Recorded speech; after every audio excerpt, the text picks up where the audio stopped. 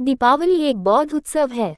इतिहास का हवाला देते हुए बुद्धिस्ट इंटरनेशनल नेटवर्क ने साबित किया कि दीपावली एक बौद्ध उत्सव है। दीपावली वास्तव में एक बौद्ध उत्सव है। दीपावली का संबंध राम या रामायण से किसी भी मायने में नहीं है, क्योंकि रामायण के अनुसार राम चैत्र माह में अयोध्या आए थे। श्लोक देखें, चैत्र श्रीमानय मासः पुण्य पुष्पित कान्नः यौवराज्याय रामस्य सर्वमेवोयकल्पायताम। लेकिन दीपावली कार्तिक माह में मनाते हैं। इसका मतलब यह है कि अयोध्या और दीपावली का कोई भी संबंध नहीं है।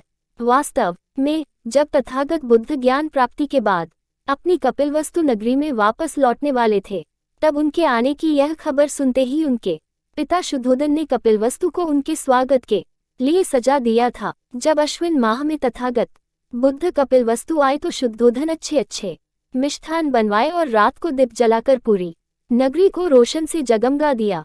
खास बात यह है कि बुद्ध के जीवन की यह यादें अशोक काल में ज्यादा तौर पर मनाई जाती रहीं।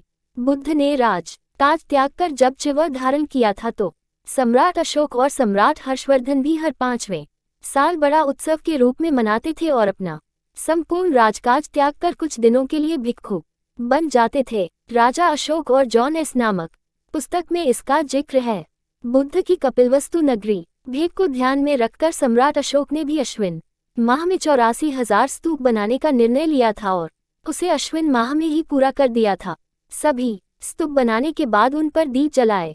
महावंश में वह नजारा ऐसा बताया है कि अशोक पाटलिपुत्र में खड़े होकर चमकते हुए सभी स्तूपों को देखने लगे और सारा जम्बूद्वीप रोशनी के चकचौंध में चमक उठा। लोगों ने खुशियों में लिप्त होकर उसे दीपोत्सव के रूप में मनाने लगे।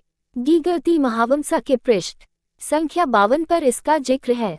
सम्राट हर्षवर्धन ने भी इस उत्सव को अपने नाटक नागानंद में दीप प्रतिपदोत्सव कहा है। सम्राट अशोक ने विजयादशमी के बाद बुद्ध की जन्मभूमि लुम्बिनी को पैदल चलकर भेंट दी थी।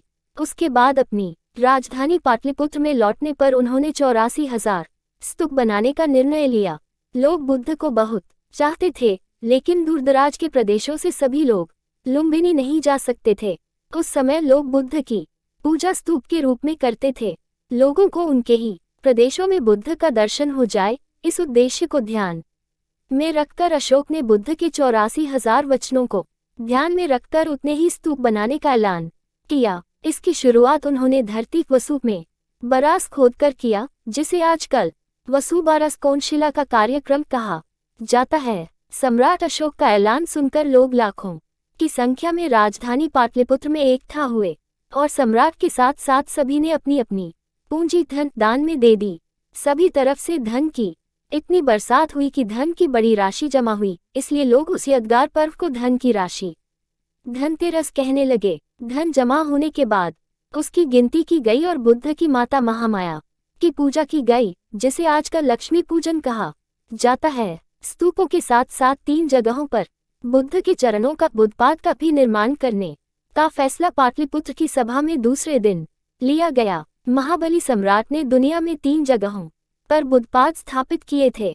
महाबली अशोक बलि ने बुद्धगया के बुद्धब्दों का प्रतिपद अनेक जगहों पर बनाया था, इसलिए लोगों ने धनतेरस के दूसरे दिन को बलि प्रतिपद के रूप में याद रखा। लोग खुश हुए और कहने लगे कि महाबली सम्राट अशोक का राज ऐसे ही बार बार पीढ़ी दर पीढ़ी आता रहे, वह कभी खत्म न हो। लेकिन जब इंद्र ने महान सिंधु सभ्यता नष्ट कर दी थी, इसके बाद भी लोगों के दिमाग पर अशोक के समय भी तरोताजा थी। तब लोग कहने लगे कि इंद्र एडा की पीड़ा अब कभी न आए, बल्कि महाबली अशोक का राज ही बार बार आए। स्तूपों के निर्माण का कार्य पूरा होने से जीवन का एक बड़ा उद्देश्य पूरा हुआ था।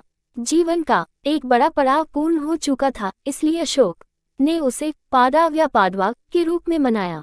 अशोक की याद में ये 5 घटनाएं 5 दिन के दीपावली उत्सव के रूप में लोग बाद में मनाने लगे। इस तरह दीपावली उत्सव का प्रारंभ हुआ। अशोक का महान इतिहास मिटाने के लिए अशोक के लगभग 1000 सालों बाद 8वीं सदी में वामन पुराण कथा लिखा गई थी। अशोक ने दुनिया में जिन 3 जगहों पर दक्षिण भारत में नागार्जुन कोंडा में, अफगानिस्तान के नवविहार स्तूप में और अरबस्तान में बुद्ध के चरण बुद्धपाद स्थापित कर दिए थे और उनके माध्यम से संपूर्ण दुनिया को जीत लिया था, जिसे अशोक का धम्मविजय कहा जाता है। अशोक के धम्मविजय को भुलाने के लिए विष्णु ने वामन अवतार के रूप में 3 पदों में दुनिया जीत ली थी। ऐसी झूठी, काल्पनिक और मनगढ़ंत कहानी लिखी। इस काल्पनिक पुराण कथा का और दीपावली का कोई भी संबंध नहीं है। वास्तव में दीपावली पूर्ण रूप से बौद्ध उत्सव है। कि यह मेरा वीडियो किसी भी तरह की मान्यता, जानकारी की पुष्टि नहीं करता है। किसी भी जानकारी या मान्यता को अमल में लाने से पहले संबंधित विशेषज्ञ से सलाह लें। बुद्धिस्ट इंटरनेशनल नेटवर्क संपर्क करें।